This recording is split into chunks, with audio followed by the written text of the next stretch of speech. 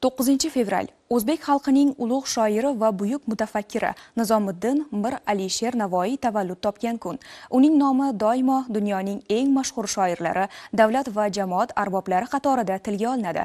Buyuk olim, g'azal mulkining sultoni, o'zbek adabiy tilining asoschisi Alisher Navoiy barcha davrlarda turk dunyosi tomonidan Shams ul millat, ya'ni millat quyoshi deb e'zozlangan.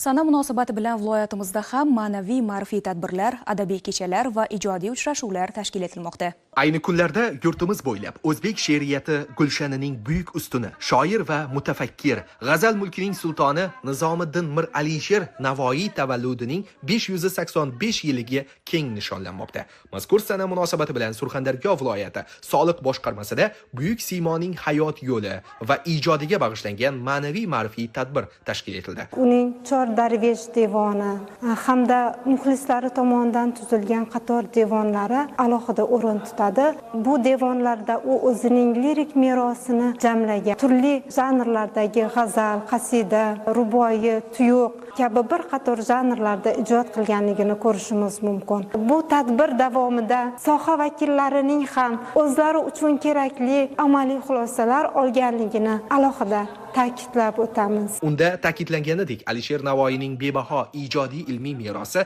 nafaqat xalqimiz, balki jahon adabiyoti tarixida, milliy madaniyatimiz hamda adabiy estetik tafakkurimiz rivojida alohida o'rin tutadi. Ulug' siymoning she'riy va nasriy asarlarida yuksak umum insoniy g'oyalar, ona tilimizning beqiyos so'z boyligi va cheksiz ifoda imkoniyatlari butun jozibasi va latofati bilan namoyon bo'lgan. Buyuk ajdodimizning boy ma'naviy merosini o'rganish va unga munosib izdosh bo'lish barchamizning burchimizdir.